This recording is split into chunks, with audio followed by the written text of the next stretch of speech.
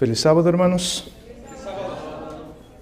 Hoy vamos a estudiar un tema bien importante y, para ser bien sincero, no es muy fácil de comprender. Es fácil perderse en el tema. Entonces, quiero pedir que pongan bastante atención porque hoy nosotros vamos a hablar sobre los dos pactos, el pacto viejo y el pacto nuevo.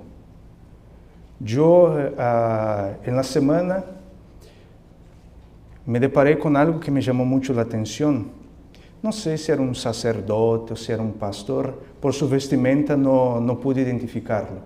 Entonces, pero él decía que hay que tener mucho cuidado con los adventistas del séptimo día, porque nosotros somos una secta satánica, porque nosotros predicamos salvación por obras, porque nosotros no creemos en el sacrificio expiatorio de Jesús, que nosotros creemos que Satanás tiene que pagar el pecado por nosotros, que nosotros confiamos en el sacrificio de Satanás y no en el sacrificio de Cristo, que nosotros predicamos salvación por obras.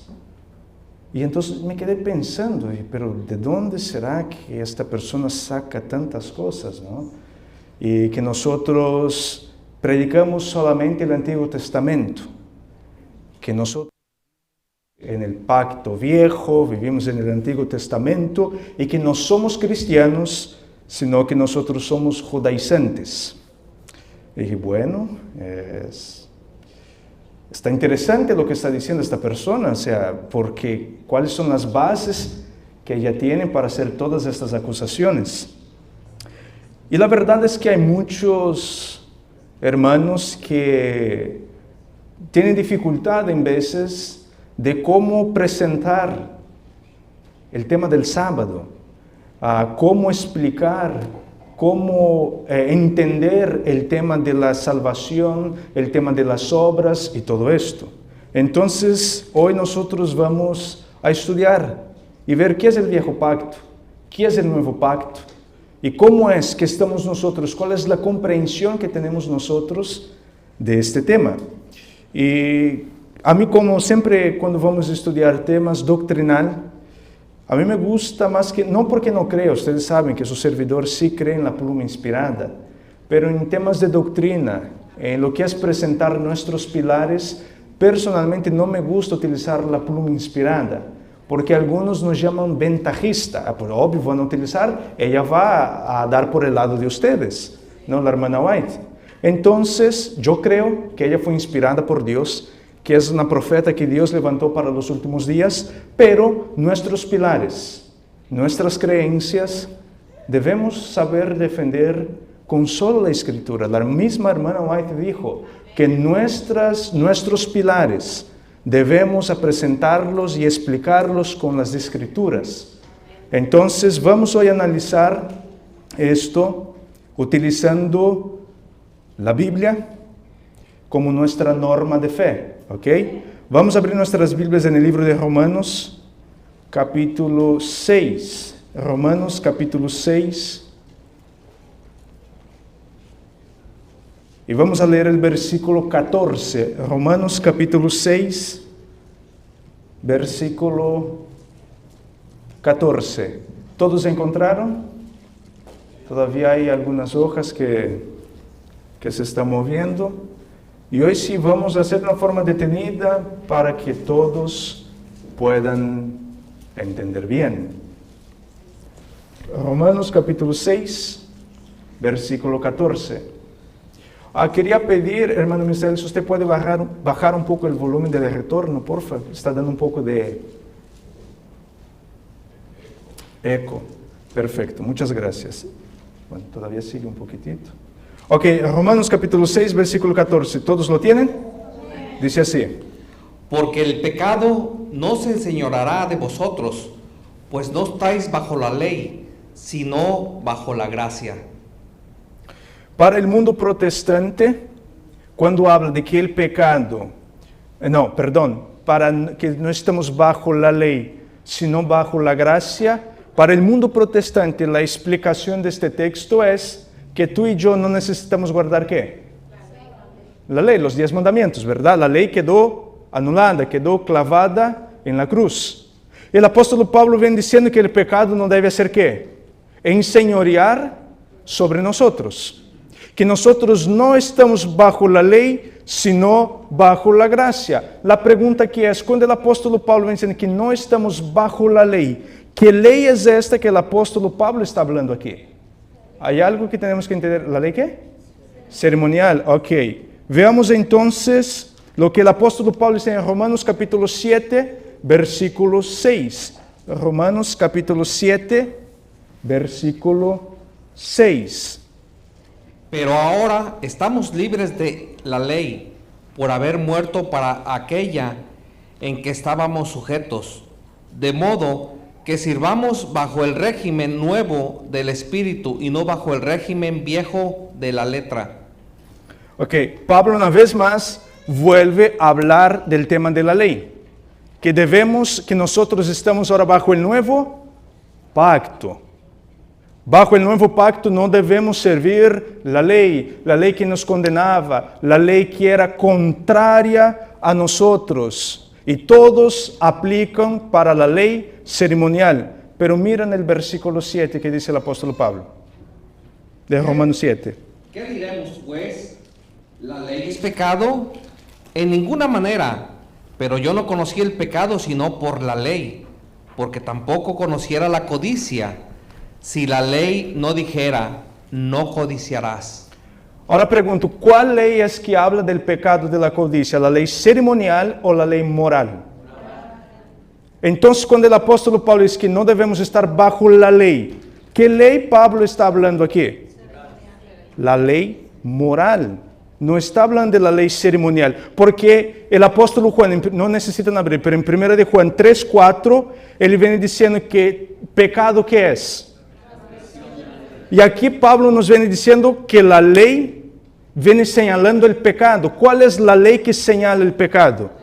La ley de los 10 mandamientos. Entonces Pablo viene diciendo aquí que nosotros estamos bajo el nuevo pacto, no debemos estar bajo la ley y quizás algunos aquí la luz roja ya se está encendiendo.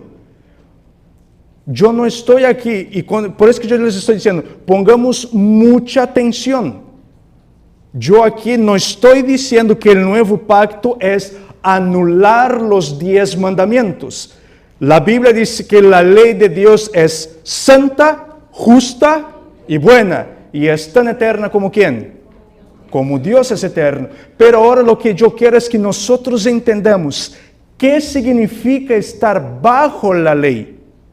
Que nosotros ya no estamos bajo la ley, que la ley que era contraria a nosotros. Debemos entender esto porque nosotros como adventistas del séptimo día, siempre que algún evangélico, que algún protestante, que algún católico nos saca este pasaje, automáticamente nosotros hablamos que Pablo aquí está hablando de la ley ceremonial. No está hablando de la ley moral. Pero el capítulo 7, versículo 6, ustedes hablaron, no, Pablo está hablando de la ley ceremonial. Pero el versículo 7, Pablo aquí habla de la ley de la codicia. La ley ceremonial no me habla del pecado de la codicia. La ley ceremonial no me señala este pecado. La ley que me señala el pecado de la codicia es la ley moral. Entonces, ¿qué significa estar bajo la ley? ¿Qué significa esto? Y esto es un tema que en el medio adventista, desde el periodo de los pioneros, ha generado muchísima controversia. Se levantaron pastores, líderes de la iglesia en aquello entonces, para hacer frente a este mensaje que estaba presentando el pastor Wagner y el pastor Jones en el Congreso de Minneapolis en 1888. El pastor Uriah Smith fue de los mayores opositores de este mensaje. No lo creyó. Es más, el pastor Wagner le escribió una carta de 22 páginas para explicar el tema de los pactos, porque ellos no habían entendido Y después, 2 años después, en 1890, la hermana White también escribe una carta al pastor Smith diciendo que él dejara de hacer esto, porque él andaba buscando argumentos en la Biblia para contrarrestar lo que el pastor Waggoner estaba predicando, porque no habían entendido este mensaje. Y para ser sincero, muchos de nosotros hoy todavía no lo hemos entendido. Y yo no hablo esto aquí en forma de crítica, sino que lamentablemente es algo que, como yo les dije, uno tiene que poner mucha atención y es con mucha oración que hay que analizar todo esto. Porque si no, podemos ir a un extremo y es muy peligroso esto. No debemos ir a ninguno de los dos extremos. Entonces, vamos a continuar. 1 de Corintios capítulo 11. 1 de Corintios capítulo 11.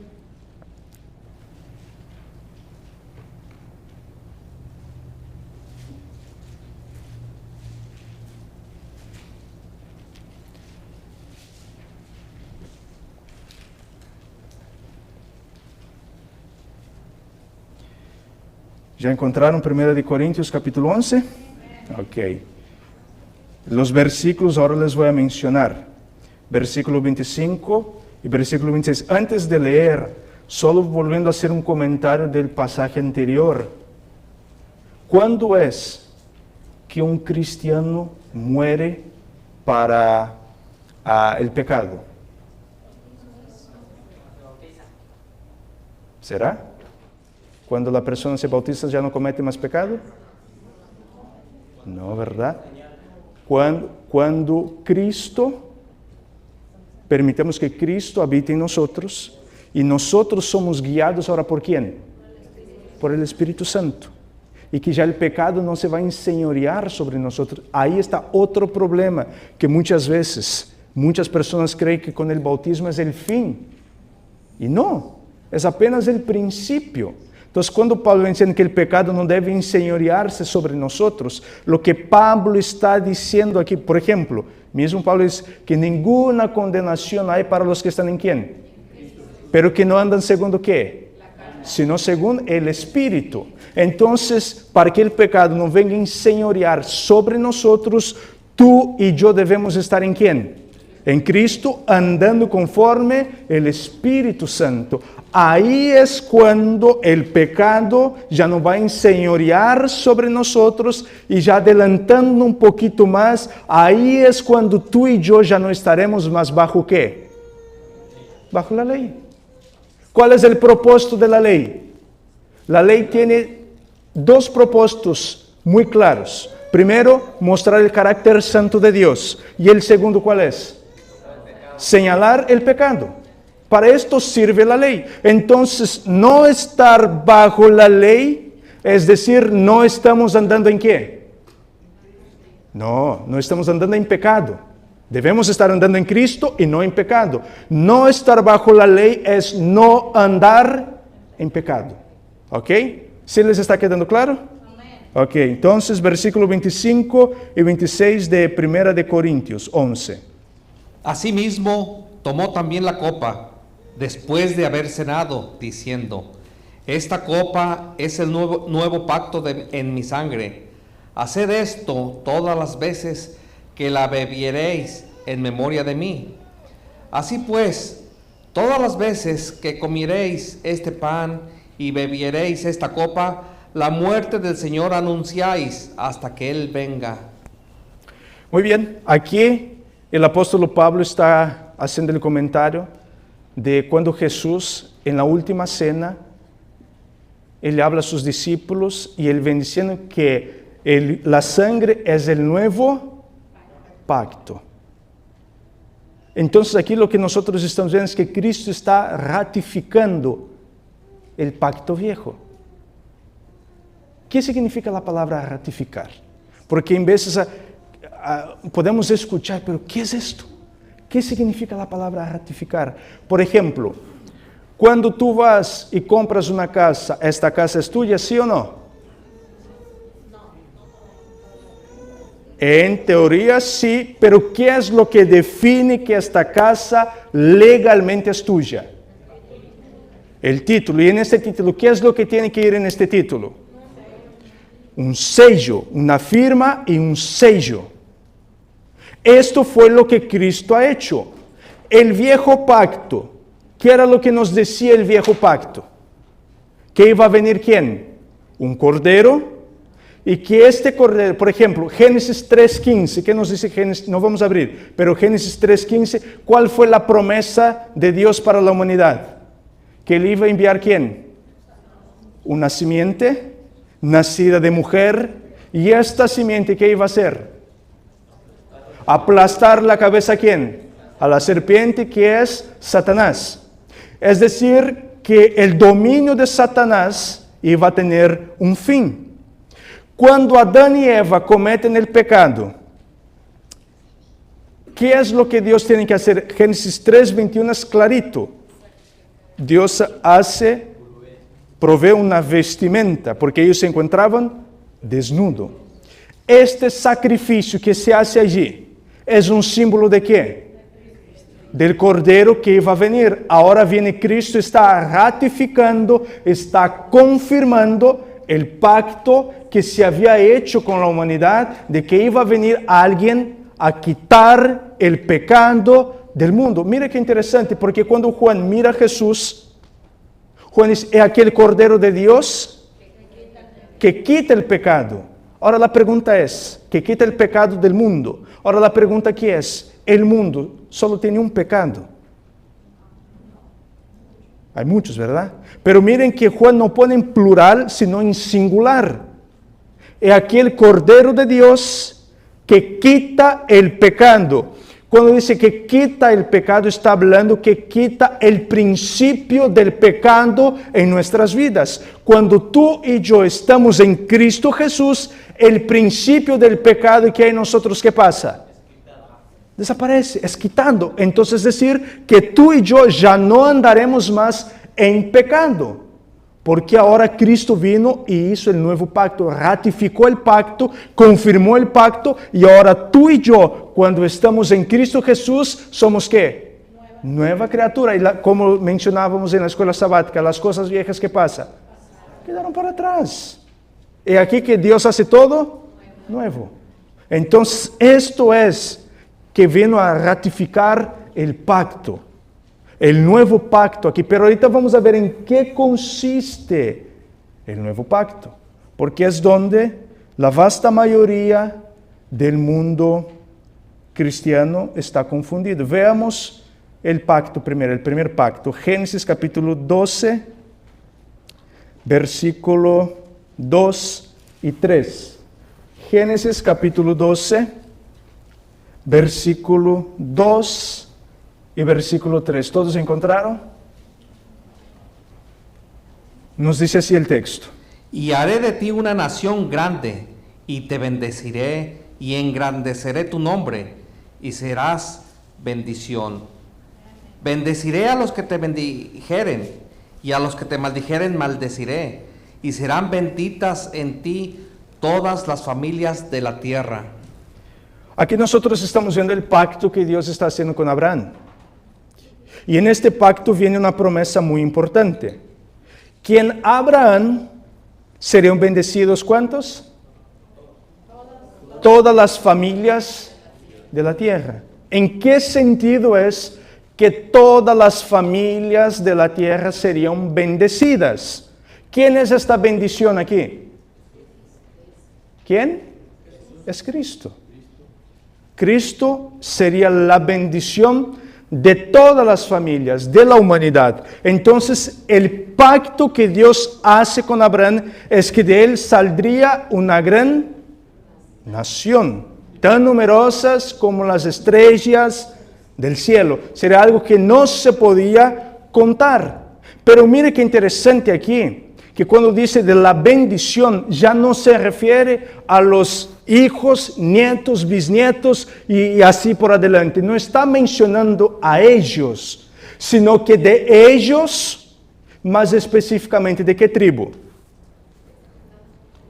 La tribu de Judá salió el Cordero de Dios que quita el pecado del mundo.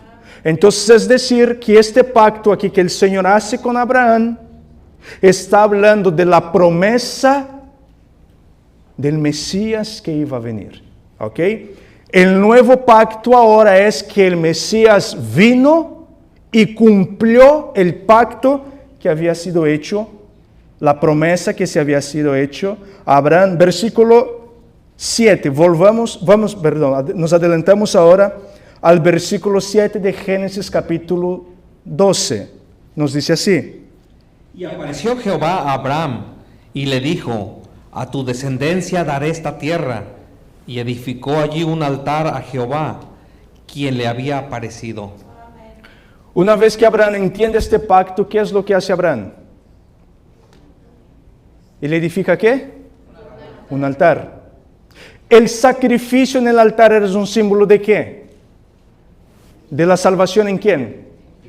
Abraham había entendido aquí. Él hace el altar porque le reconoce, acepta la promesa de que alguien iba a venir para dar la victoria sobre el pecado. Entonces, en el momento entonces que se hace el pacto, que Dios hace el pacto con él, Dios le hace la promesa, Abraham ahora edifica un altar. Y Abraham entiende que la salvación viene únicamente a través ¿de quién? De Cristo Jesús. No hay otra forma de que tú y yo nos podamos salvar. No hay. Podemos buscar, podemos esforzarnos, podemos dedicarnos al extremo, pero la salvación es únicamente en Cristo Jesús. Vayamos al libro de Hebreos, capítulo 11. Hebreos capítulo 11, versículo 8 al versículo 10. Hebreos capítulo 11, versículo 8 al versículo 10 nos dice así. Por la fe, Abraham siendo llamado, obedeció para salir al lugar que había de recibir como herencia, y salió sin saber a dónde iba. Por la fe, habitó como extranjero en la tierra prometida, como en tierra ajena, morando en tiendas con Isaac y Jacob, coherederos de la misma promesa, porque esperaba la ciudad que tiene fundamentos, cuyo arquitecto y constructor es Dios. Abraham, él entendió entonces que la promesa era temporal o eterna, el pacto que Dios había hecho con él. Eterna. Él esperaba recibir la recompensa aquí en la tierra, porque Pablo dice que él entendió que el constructor de la tierra prometida, ¿quién es? Es Dios. Entonces él entendió que el pacto que Dios había hecho con él era un pacto eterno. Era un pacto que no era algo temporal, de solamente bienes materiales, sino que él entendió que el constructor, que el arquitecto de esta ciudad, nadie más es que el mismo Dios, la Canaán celestial. Él entendió esto y él vivió bajo esta promesa, vivió bajo este pacto que Dios había hecho con él. Vayamos al libro de Gálatas, capítulo 1, versículo 6. Gálatas, capítulo 1, versículo 6. ¿Todos encontraron? Nos dice así el texto. Estoy maravillado de que tan pronto os hayáis alejado del que os llamó por la gracia de Cristo, para seguir un evangelio diferente. Los Gálatas, cuando aceptaron el evangelio, cuando aceptaron la salvación, ¿ya aceptaron la salvación en quién? En Cristo Jesús. Sin embargo, con el pasar del tiempo, los Gálatas se dejaron seducir ¿por quiénes? Por los falsos maestros. Ahora pregunto, ¿estos maestros que predicaron a los Gálatas decían que venían en nombre de Dios, sí o no? Claro que sí. ¿Decían que traían un mensaje de parte de Dios? Por supuesto que sí. Sin embargo, nosotros estamos viendo que ahora Pablo tiene que lidiar con un problema. ¿Y cuál es el problema que Pablo tiene que lidiar aquí ahora? Que los Gálatas volvieron ¿a qué? A la salvación, ¿por qué? Por obras. Ya no estaban más bajo el nuevo pacto, sino que quisieron volver a retroceder al pacto antiguo, al pacto viejo. Y miren que en el tiempo del apóstol Pablo era algo difícil, porque cuando se presentaba una apostasía, ¿cuánto tiempo tardaba él para llegar hasta la iglesia, para tratar de apagar el incendio? Muchísimo, días, semanas. Eso si todo salía bien. Las cartas tardaban días en llegar. Por eso que él dijo que cuando él se fuera, iban a venir lobos vestidos de ¿qué? De oveja.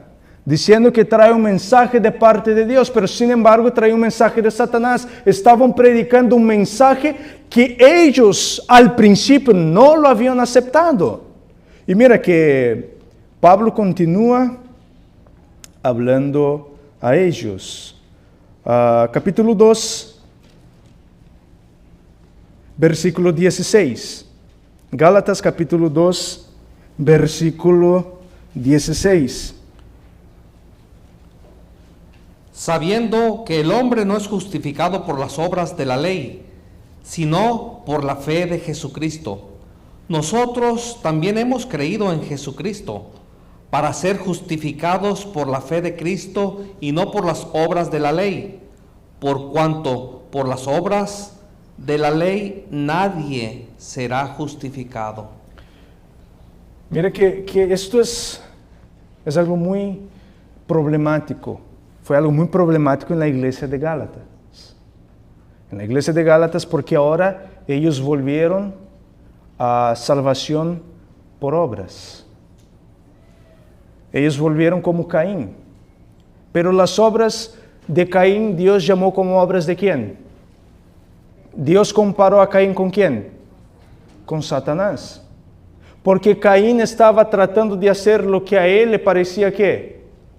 Mejor. Lo que a él le convenía. Él no estaba dando lo que Dios le había pedido. De igual manera es cuando tú y yo tratamos de ayudar a Dios en nombre de la salvación. Dios compara esto con las obras de Satanás, con la obra de Caín.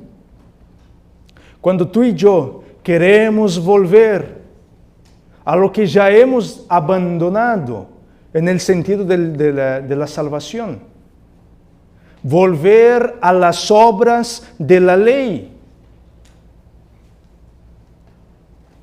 es lo mismo que estaban haciendo la iglesia de Gálatas. Estaban volviendo a la salvación por obras. Aceptaron esta falsa doctrina, este falso mensaje. Una vez más, vuelvo a enfatizar bien. No se me desconecten del tema para que no se me malinterprete. Cuando yo hablo de las obras de la ley, en ningún momento estoy hablando de anular la ley, sino dar a la ley su debido lugar. Eso era lo que los Gálatas no habían entendido. Esto era lo que pasó con los pioneros. Algunos no habían entendido. Y entonces cuando el Señor envía este mensaje, por miedo a volver a Babilonia, por miedo a que Satanás se metiera dentro de la iglesia, muchos se cerraron para este mensaje. Y entonces empezaron a decir, no, porque esos están anulando la ley. No, simplemente estaban dando el debido lugar y mostrando qué es, cómo es la salvación y en qué simboliza el pacto, tanto el pacto viejo como el pacto nuevo. En qué significa, cómo nosotros podemos entender el tema del pacto. ¿Cuáles son los dos pactos? Ellos aquí lamentablemente volvieron al pacto de salvación por obras. Y no es así. Gálatas capítulo 2. Gálatas capítulo 3, versículo 1 y versículo 2 ahora. Oh Gálatas, Gálatas insensatos, ¿quién os fascinó para no obedecer a la verdad? A vosotros, ante cuyos ojos Jesucristo fue ya presentado claramente entre vosotros como crucificado. Esto solo quiero saber de vosotros: ¿recibisteis el Espíritu por las obras de la ley o por el oír con fe? Tú y yo, ¿qué necesitamos hacer para recibir el Espíritu? Escuché muy tímido acá. Creer. Como ayer, el tema que presentó el hermano Misael en cuanto al ayuno. Muchas veces pensamos que el ayuno nuestro va a mover el brazo de Dios. ¿Y nuestro ayuno mueve el brazo de Dios? ¿No? Pero nosotros pensamos que nuestras obras mueven el brazo de Dios. Que nuestras obras nos hacen ganar puntos con Dios. Que lo que nosotros hacemos va a mostrar que nos va a dar el beneficio de recibir el Espíritu Santo. El Espíritu Santo no se recibe por obras. Nada de lo que tú y yo hagamos nos va a hacer recibir el Espíritu Santo. El Espíritu Santo se recibe única y exclusivamente a través de ¿qué? De la fe en ¿quién? En Cristo Jesús. Por ejemplo,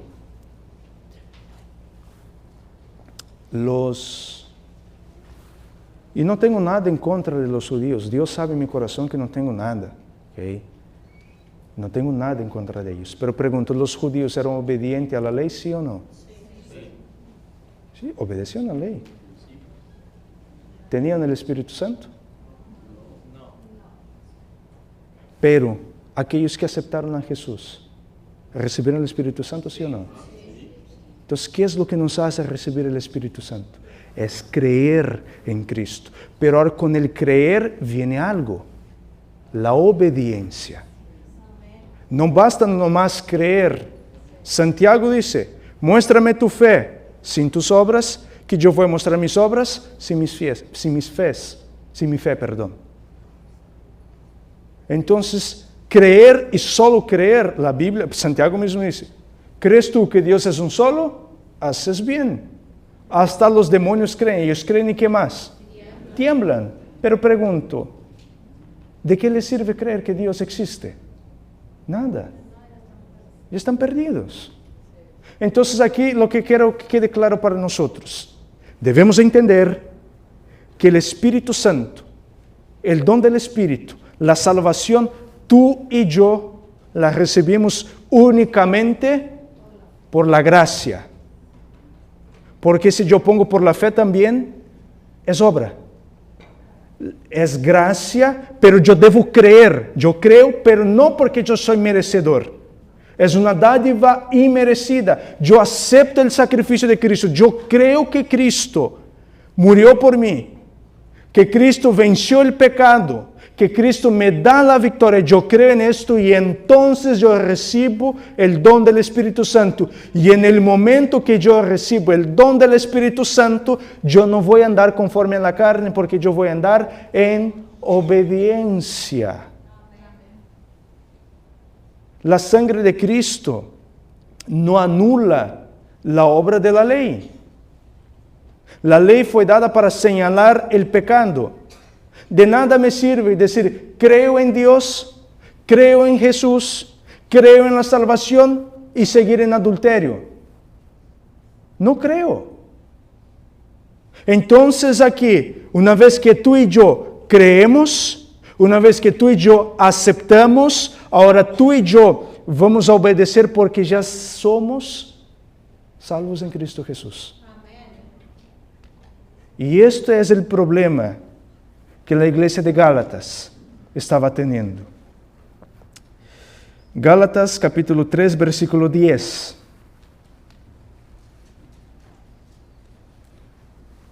Nos dice así el texto. Porque todos los que dependen de las obras de la ley están bajo maldición, pues escrito está, maldito todo aquel que no permaneciere en todas las cosas escritas en el libro de la ley, para hacerlas. En el libro de la ley había condenación y sentencia para la transgresión más pequeña. Y para las transgresiones más grandes existía la paga máxima, que era la muerte. La persona era apedreada, la persona se la echaba del campamento. Entonces, pero Pablo viene diciendo aquí que nosotros no debemos estar bajo ¿qué? Maldición. Puede que algunos aquí se dicen, sí, claro, no debemos estar bajo maldición porque nosotros no celebramos o no seguimos la ley ceremonial. Pero ahorita más adelante vamos a ver un detalle bien importante, bien interesante. Pero continúa el texto, versículo 11 de Gálatas 3. Gálatas 3, versículo 11 nos dice así. Y que por la ley ninguno se justifica para con Dios, es evidente, porque el justo por la fe vivirá. ¿Cuál debería ser nuestro lema, nuestro eslogan de vida? El justo por la fe vivirá. ¿Puede una persona justificarse por las obras de la ley? No puede justificarse ni por las obras de la ley ceremonial, ni por las obras de la ley moral. Tratar de justificarse a través de las obras de la ley moral es estar bajo maldición también. Porque si yo estoy tratando de justificarme a través de guardar los mandamientos, esto está mostrando que yo no acepté a ¿quién? A Jesús. Y el que no tiene a Jesús ya está condenado, está bajo maldición. Entonces, es decir, aquí Pablo se refiere a tratar de justificarse, tratar de ganar el cielo por tus propias obras, es estar bajo maldición. Y ahorita vamos a volver de nuevo a este texto, ¿ok? Vamos a seguir avanzando. Gálatas capítulo 4. Gálatas capítulo 4, versículo 21 al versículo 25. Gálatas capítulo 4, versículo 21 al versículo 25. ¿Todos encontraron?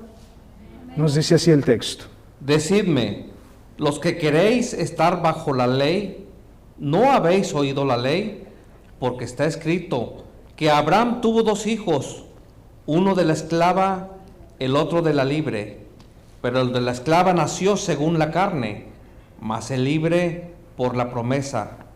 Lo cual es una alegoría, pues estas mujeres son los 2 pactos. El uno proviene del monte Sinaí, el cual da hijos para esclavitud.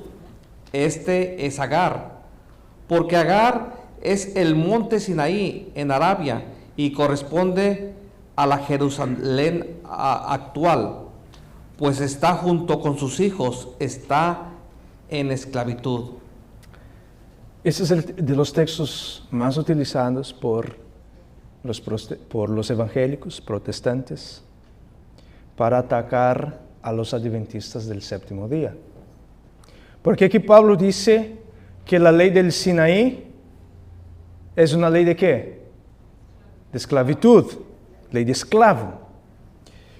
Vamos a solo comparar algunos puntos interesantes. Cuando Dios hace la promesa a Abraham de que Dios le daría un descendiente, un hijo, Abraham al instante entendió esto, ¿sí o no?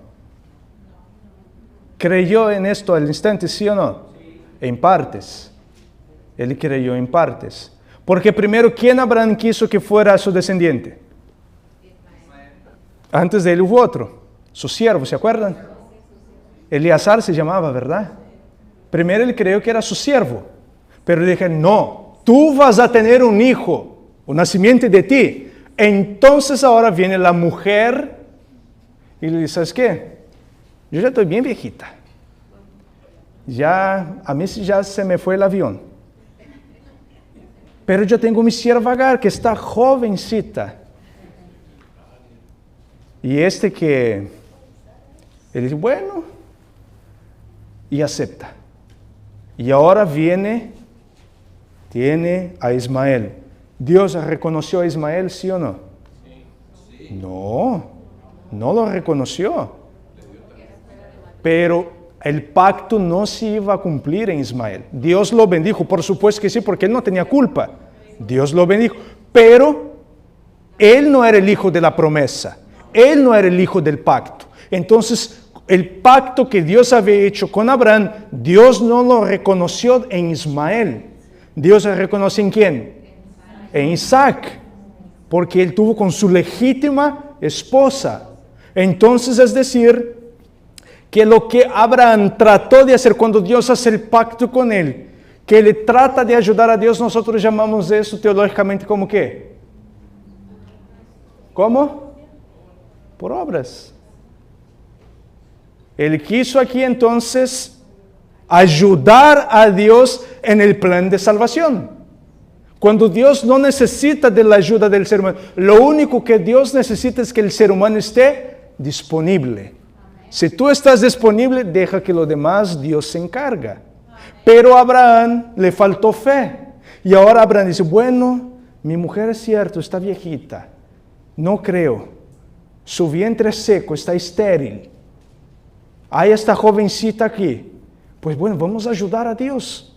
Lo mismo que hizo Adán y Eva. Cuando se dieron cuenta que estaban desnudos, cosieron hojas de higuera para tapar la vergüenza de su desnudez. Entonces aquí nosotros estamos viendo que Ismael simboliza que es justicia por obras. Y esto nos lleva aquí entonces a la esclavitud. Por eso que viene diciendo aquí que usa una alegoría de dos mujeres, una Agar, que representa el pacto del Sinaí, y el pacto del Sinaí lleva ¿a qué? A esclavitud, porque representa a Agar y Ismael el hijo de la esclava, por consecuente, si tú eres hijo de esclava, tú naces siendo ¿qué? Esclavo. Entonces, lo lleva a la esclavitud también. Entonces, este pacto lo lleva a la esclavitud. Por ejemplo, para que nosotros podamos entender, Dios hace un pacto con Israel. Vayamos al libro de Éxodo, capítulo 19. Mientras ustedes están buscando aquí, Éxodo 19, ¿qué es lo que tuvo que pasar para que el pueblo saliera de la esclavitud en Egipto? ¿Qué tuvo que suceder? Sí, muchas plagas. Pero ¿qué fue lo que definió? ¿Y sabes qué? Ya el pueblo ya va a dejar ser esclavo. ¿La muerte de qué? No fue. ¿Qué era lo que salvó a todos los primogénitos hebreos? El cordero. Si yo, siendo hebreo, no hago el sacrificio, ¿qué pasaría conmigo? ¿Qué pasaría conmigo? Iba a morir. Entonces, lo que da la liberación al pueblo es la muerte ¿de quién? Del cordero, que simboliza a Cristo. ¿Quién es el único que nos puede sacar de la esclavitud? Cristo Jesús. Vino plagas tras plagas, pero cualquier hebreo que no hubiera hecho el sacrificio como Dios mandó, no hubiera salido de Egipto. Su primogénito hubiera muerto. Entonces, lo que definió que la familia completa se convirtiera en personas libres fue la sangre del Cordero. Cristo es el único que te libra de la esclavitud. Cristo es el único que te libra de la maldición. ¿Ya encontraron Éxodo 19? Versículo 7 y versículo 8. Entonces vino Moisés y llamó a los ancianos del pueblo y expuso en presencia de ellos todas estas palabras que Jehová le había mandado. Y todo el pueblo respondió a una y dijeron: todo lo que Jehová ha dicho haremos.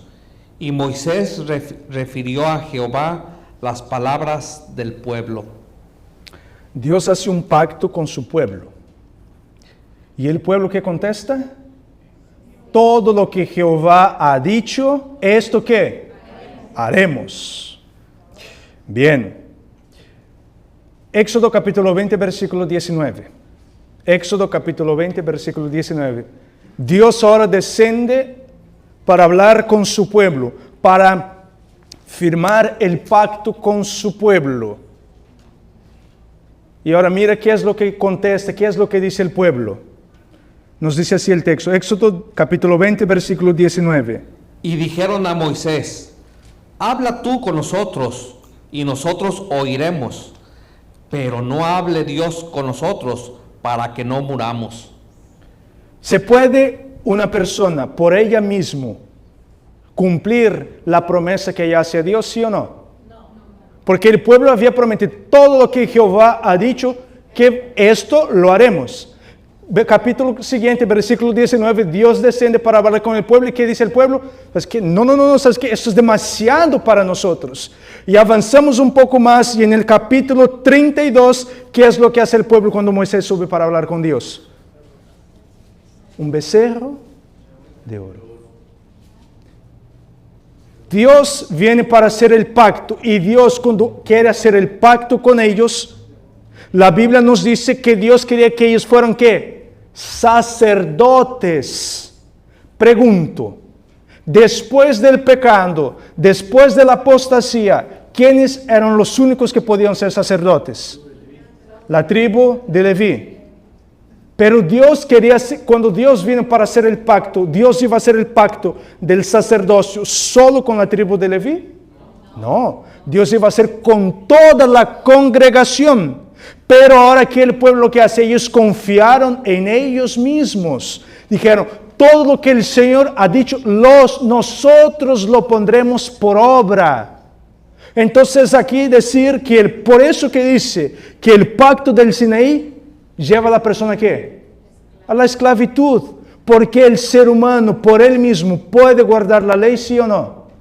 No podemos guardar la ley por nosotros mismos. Necesitamos del Espíritu Santo.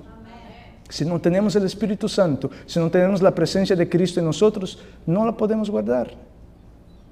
Entonces aquí lo que el pueblo está haciendo, hace una promesa, pero es una promesa hueca, una promesa vacía. Gálatas capítulo 3, versículo 19.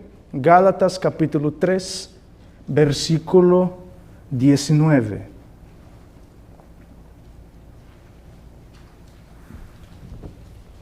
Entonces, ¿para qué sirve la ley? Fue añadida a causa de las transgresiones, hasta que viniese la simiente a quien fue hecha la promesa, y fue ordenada por medio de ángeles en manos de un mediador. Muy bien. Aquí Pablo está diciendo que la ley fue añadida por causa de ¿qué? ¿Qué ley esta fue añadida por causa de las transgresiones? ¿La ley ceremonial? Las dos leyes. Ley ceremonial y la ley escrita. Porque pregunto, cuando Adán y Eva cometen pecado, ¿qué es lo que Dios introduce? ¿El sistema de qué? El sistema de sacrificio no entró en el Nuevo Testamento. No entró en Gálatas. El sistema de sacrificio no entró en el Sinaí. Cuando entra el pecado en el mundo, la Biblia dice, sin derramamiento de sangre no hay ¿qué? Remisión de pecado. Dios había dicho, el día que comeres de este fruto, ciertamente ¿qué? ¿Murieron en el mismo día? ¿Por qué? Porque ¿quién entra en escena aquí? El Cordero. El Cordero entra y ahora el inocente muere por culpa del culpable. Entonces, pero, pregunto, cuando Dios creó a Adán, ¿Adán salió perfecto, sí o no? Sí. En su mente, en su corazón, ¿qué estaba escrito? La ley de Dios. Pero por causa de la transgresión, ahora, ¿qué es lo que Dios tiene que presentar al pueblo? La ley escrita. En la transgresión del Sinaí. Dios presenta la ley escrita. Y puede que alguien diga, no, pero yo sinceramente no creo en eso. Yo no estoy de acuerdo con esto. Pues lee el libro Mensaje Selecto, tomo 1, el capítulo se intitula La ley en Gálatas. Y la hermana White es bien clarita cuando le preguntan, se me ha mostrado que la ley en Gálatas es ambas leyes, ley ceremonial y ley escrita. Ella lo escribe, mensaje selecto tomo 1. El capítulo se intitula La ley en Gálatas, para los que quieran leer. Pero ahora, para que quede claro para nosotros, mira, no estoy invalidando la ley. No estoy diciendo que los 10 mandamientos fue agregado en el monte Sinaí. Lo que estoy diciendo es que la ley escrita fue agregada allí. La Biblia mismo dice en Génesis que Abraham guardó las leyes, los mandamientos y los estatutos ¿de quién? De Dios. Pregunto, ¿Abraham tenía la ley escrita, sí o no? No. No tenía, pero la ley de Dios estaba escrita ¿en dónde? En su corazón. José, cuando la mujer de Potifar se presenta a él haciendo una propuesta indebida, ¿qué mandamiento ahí estaba sugiriendo que le quebrantara? El 7º mandamiento, no cometerás adulterio. ¿Y qué es lo que contesta José? ¿Cómo podré yo cometer semejante pecado contra quién? ¿Tenía la ley escrita? En su corazón, pero en tablas de piedra no. Ahora veamos lo que dice Jeremías, hablando del nuevo pacto. Y aquí vamos a ver qué es el nuevo pacto. Jeremías capítulo 31, versículo 33. Jeremías capítulo 31, versículo 33. Esto es el nuevo pacto que Dios quiere hacer con nosotros. Tú y yo no debemos estar en el viejo pacto. Tú y yo debemos estar bajo el nuevo pacto. ¿Y en qué consiste el nuevo pacto que Dios quiere hacer con su pueblo? Nos dice así, Jeremías 31, 33 nos dice así. Pero este es el pacto que haré con la casa de Israel después de aquellos días, dice Jehová. Daré mi ley en su mente y la escribiré en su corazón, y yo seré a ellos por Dios, y ellos me serán por pueblo. ¿Dónde es que Dios quiere poner su santa ley? En nuestro corazón. Ese es el pacto que Dios quiere hacer con nosotros. Este es el nuevo pacto. Que Dios escriba sus leyes en nuestro corazón. ¿Y quién es el que nos va a hacer guardar la ley? Es el Espíritu Santo. Esto significa no estar bajo la ley. Mis queridos hermanos, mientras esto esté escrito fuera de nuestro corazón, tú y yo estamos bajo la ley, estamos bajo maldición. Dios no quiere que tú y yo tengamos allí como adorno, como un amuleto, como algunos tienen la Biblia abierta en el Salmo 23, en el Salmo 91. No. Dios no quiere que tú y yo tengamos las 2 tablas de los testimonios, las 2 tablas escritas por el dedo de Dios fuera de nuestro corazón. Dios quiere que los mandamientos estén escritos aquí. Y el Señor te va a hacer guardar. Tú tratar de guardar los mandamientos por ti mismo, jamás lo vas a poder. El libro Camino a Cristo tiene una cita muy extraordinaria en que dice que los que están tratando de llegar al cielo por sus propias obras están tratando de hacer algo imposible. No podemos llegar al cielo a través de nuestras propias obras. No podemos llegar a alcanzar la salvación con méritos nuestros, guardando la ley, que la ley esté fuera de nuestro corazón. Ahora, cuando el Señor escriba los mandamientos en nuestro corazón, cuando permitamos que el Señor quite el corazón de piedra que nosotros tenemos y permitamos que el Señor ponga un corazón de carne que esté sujeto, dispuesto a cumplir sus mandamientos, sus estatutos y sus preceptos, mis queridos hermanos, ahí es cuando tú y yo no vamos a estar bajo la ley. Porque mientras tengamos esto, cuando dice, no matarás. Ok, no quito la vida a nadie. Pero tú y yo sabemos que el mandamiento no es solo esto. Tú y yo sabemos que enojarnos, hablar mal, el chisme, los celos, las envidias, el resentimiento, todo esto es matar. No cometerás adulterio. Tú y yo sabemos que andar viendo mujeres que no sean nuestras esposas, estamos cometiendo adulterio. Andar viendo hombres que no sean su esposo, estás cometiendo adulterio. Estar viviendo en unión libre, estás cometiendo adulterio. Y no soy yo, es la palabra de Dios que lo dice. Y la Biblia es bien clara en decir, ningún adúltero, ningún homicida, ningún borracho, ningún idólatra entrará en ¿dónde? Pero la única forma de que tú y yo podamos guardar es si permitamos que el Espíritu Santo grabe los mandamientos de Dios en nuestro corazón. Mientras lo tengamos ahí fuera y quedamos con la letra, el apóstol Pablo dice que la letra mata, pero el Espíritu vivifica. Pero mientras tú y yo tengamos la letra, tú y yo estamos bajo la ley. Y no hay otra salida, hermanos. Te guste o no te guste, aceptes o no te aceptes, es lo que está escrito. Es volver al viejo pacto, el pacto del Sinaí, quedar nomás con las tablas, cuando Dios, el mayor propósito de Él, es implementar, es cambiar el chip que nosotros tenemos aquí. Apocalipsis capítulo 14 nos habla de aquellos que van a terminar la obra y nos dice que ellos tienen el nombre, el carácter de Cristo en su frente. Es decir, la ley de Dios está dentro de ellos, no afuera de ellos. Esto fue lo que Waggoner y Jones trataron de presentar y que los pioneros rechazaron. Y es por eso todavía que el Señor no ha venido. Así como los pioneros frenaron la venida de Cristo, tú y yo estamos frenando la venida de Cristo. Lamentablemente. Palabras de vida del gran maestro, cuando el Señor mire su perfecta imagen, su carácter siendo reflejado perfectamente en su iglesia, ¿qué es lo que Cristo va a hacer? Entonces Él vendrá ¿para qué? Para buscar a su iglesia. Entonces, mis queridos hermanos, ¿qué es el nuevo pacto? El nuevo pacto es que la ley de Dios está escrita ¿en dónde? En nuestros corazones. Eso es el pacto que Dios quiere hacer contigo en este día. Ese es el pacto que Dios quiere hacer con su casa. Pero la pregunta es, ¿cuántos de nosotros estamos dispuestos a esto? ¿Cuántos de nosotros queremos hacer este pacto con Dios?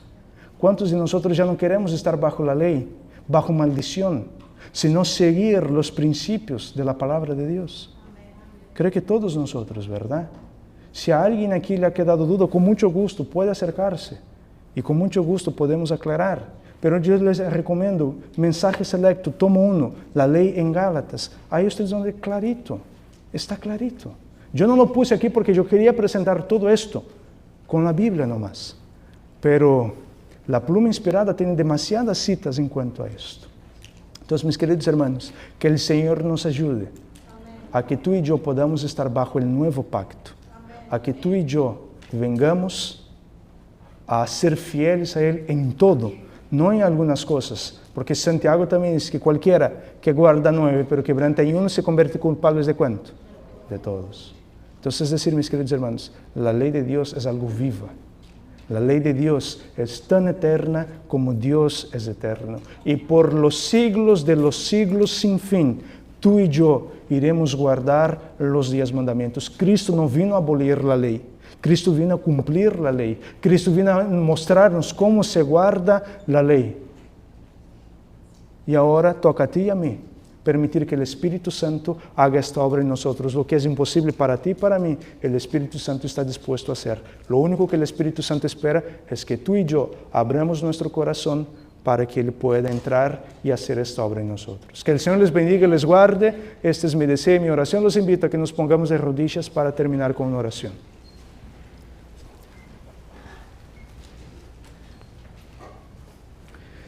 Te damos gracias, Señor, porque en esta mañana tú nos has enviado este mensaje importante. Tú nos has mostrado, Señor, qué significa el nuevo pacto. El nuevo pacto no es que los mandamientos fueron anulados. No, por contrario. Tú viniste, Señor, enviaste a tu Hijo a este mundo a dar poder a esta ley tan importante. Pero sabemos, Padre, que la ley no nos salva. El único que nos salva es Cristo Jesús. Sabemos, Padre, que tú quieres escribir tu ley no en tablas de piedras muertas, sino en corazones vivos, corazones que estén latiendo. Señor, ayúdanos a permitir que tu Santo Espíritu haga esta obra en nosotros. Hemos tratado muchas veces, Señor, de alcanzar la salvación por nuestros méritos, por dejar de hacer las cosas, y pensamos que haciendo esto vamos a ganar tu favor, pero nos hemos dado cuenta de que no, Señor. La única forma de recibir la salvación es aceptando completamente el sacrificio de Cristo en la cruz del Calvario. Y que este sacrificio, Señor, sea una realidad en nuestras vidas y que podamos andar en novedad de vida, no conforme a la carne, sino conforme al Espíritu. Gracias te damos por todas tus bendiciones y esta oración hacemos en los méritos de Cristo Jesús. Amén. Amén. Muy bien, quiero pedir que los diáconos por favor den la salida.